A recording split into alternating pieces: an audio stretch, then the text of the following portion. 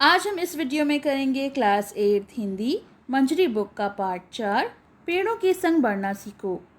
ये एक कविता है और इस कविता के रचयिता हैं सर्वेश्वर दयाल सक्सेना जी। उन्होंने इस कविता के माध्यम से पर्यावरण संरक्षण की प्रेरणा दी है कि किस तरह से हम पर्यावरण को सुरक्षित रख सकते हैं। तो चलिए कविता पढ़ती हूँ और फिर मैं उसकी व्याख्या साथ साथ में बताती चलूँगी। बहुत दिनों से सोच रहा था थोड़ी धरती पाऊं, उस धरती में बाग बगीचा जो हो सके लगाऊं। खिले फूल फल, चिड़ियां बोलें, प्यारी खुशबू डोले, ताज़ी हवा जलाशय में अपना हर अंग भिगोले। तो इनमें जलाशय का अर्थ होता है तालाब। कवि कहते हैं कि बहुत दिनों से सोच रहा हूँ कि थोड़ी सी ज़मीन लेकर उस पर बाग बगीचा लगाऊं, यानी छोटे छोटे पेड़ पौधे लगाऊं जिसमें फूल फल ये सब खिलें, आसपास चिड़ियाँ बोलें और सारी तरफ सुगंध बिखरे। जो फूलों की खुशबू है वो चारों ओर बिखर जाए। बगीचे में एक जलाशय भी हो, जलाशय यानी छोटा सा तालाब हो, और जब उसकी ताज़ी हवा चले तो वो अपना अंग अंग भिगोकर चारों तरफ को ठंडा कर दे। हो सकता है पास तुम्हारे अपनी कुछ धरती हो, फूल फल लदे अपने उपवन हो, अपनी परती हो सकता है छोटी सी क्यारी हो, महक रही छोटी सी खेती हो जो फसलों से दहक रही हो सकता है कहीं शांत चौपाए घूम रहे हों, हो सकता है कहीं सहन में पक्षी झूम रहे हों। तो विनती है यही, कभी मत उस दुनिया को खोना, पेड़ों को मत कटने देना, मत चिड़ियों को रोना। तो यहाँ इन काव्यांश में कवि कहते हैं कि हो सकता है कि तुम्हारे पास कि थोड़ी सी छोटी सी ज़मीन का टुकड़ा हो और वो तुम्हारी खुद की अपनी हो, उस पर फूल फल लदे हों और छोटा सा उपवन हो, उपवन होता है बागीचा, अपनी पड़ती हो सकता है छोटी सी क्यारियाँ हों, छोटी छोटी क्यारियों में छोटे छोटे पौधे लगे हों और जो फूल खिले हों उससे वो महक रही हों। छोटी सी खेती करते हो आप, उसमें फसलें जो हैं वो दहक रही हों यानी लहरा रही हों। ये भी संभव है कि उसमें चौपाए घूम रहे हों।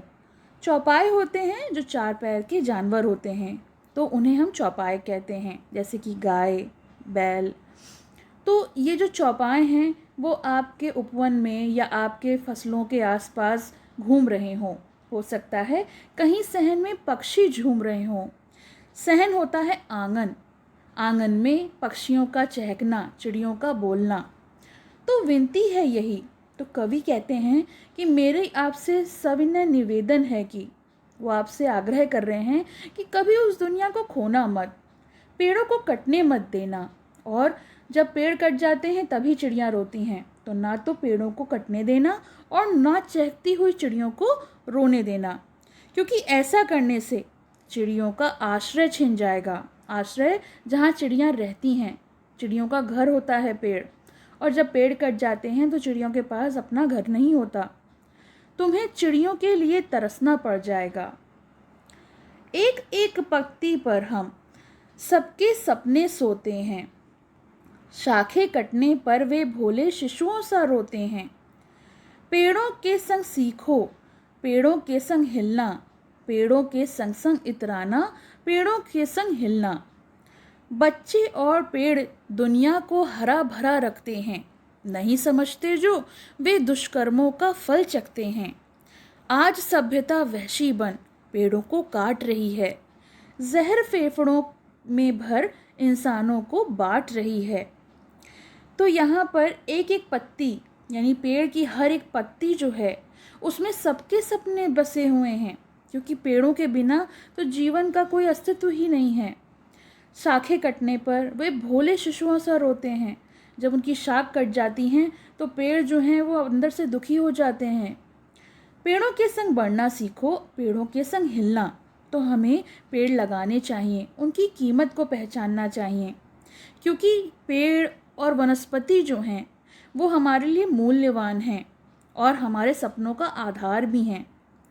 तो अपने जीवन में पेड़ों को महत्व को समझना ही हमारे लिए बहुत आवश्यक है।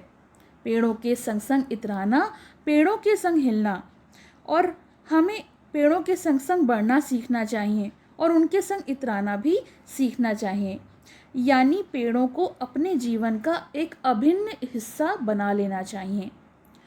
बच्चे और पेड़ दुनिया को हरा भरा रखते हैं। आपने देखा है कि हमारे चारों ओर छोटे छोटे बच्चे होते हैं तो अपने आप चेहरे पे एक मुस्कान आ जाती है, और ये बच्चे और पेड़ ही हमारी दुनिया को चहकाते हैं, हरा भरा रखते हैं। और जो ये बात को नहीं समझते हैं वो अपने दुष्कर्म होते हैं, जो बुरे काम होते हैं, उसका फल चखते हैं, उन्हें पछताना पड़ता है। वर्तमान समय में सभ्यता वैशी बन गई है और शहरीकरण और औद्योगिकरण जो है वो मानवों को पेड़ों का दुश्मन बना बैठा है। क्योंकि ये जो इंडस्ट्रीज़ होती हैं और ये जो पेड़ काटे जाते हैं शहर को बसाने के लिए, उसके कारण जो हमारी सभ्यता है वो वैशी बन गई है, अपनी ज़रूरत के अनुसार पेड़ों को काट रही है, जहर फेफड़ों में भर इंसानों को बांट रही है। इन सारे उद्योगों से, जितने भी इंडस्ट्रीज़ हैं, फैक्ट्रीज़ हैं, उनसे जो भी गैस निकलती है, हम जब उसको सांस लेते हैं तो हमारे फेफड़ों में जाती है और जहर बन जाती है, जिससे मनुष्य जो हैं वो बीमार हो जाते हैं। और ये सब इंसानों को बांट रही है, यानी सारे मानव जाति में ये फैल रही है। तो हमें पेड़ों को काटना नहीं, लगाना चाहिए, जिससे हम अपने पर्यावरण का संरक्षण कर सकें। तो ये तो हो गई कविता। आगे कवि की जीवनी दी हुई है तो उसको पढ़ लेते हैं। सर्वेश्वर दयाल सक्सेना का जन्म 15 सितंबर सन 1927 ईस्वी को बस्ती में हुआ था। ये नई कविता के श्रेष्ठ कवियों में से एक हैं। इनके काव्य में प्रगतिशील चेतना की प्रधानता है। कुआनो नदी, गर्म हवाएं तथा खूंटियों पर टंगे लोग, कविताएं 1 तथा कविताएं 2, काठ की घंटियां, बांस का पुल, बिल्ली के बच्चे, ये सब इनकी रचनाएं हैं। इन्होंने निबंधों की भी रचना की है। इन्हें साहित्य अकादमी पुरस्कार से भी सम्मानित किया गया है। इनका देहावसान सन 1983 ईस्वी को हुआ था। और यहाँ पे कुछ शब्दार्थ दिए हैं, जैसे कि दहक होता है आग की लपट, सहन होता है आंगन, जलाशय माने तालाब, अंग होता है हिस्सा या फिर भाग, दुष्कर्म यानी बुरे कर्म या काम, और वैशी यानी असभ्य और बर्बर।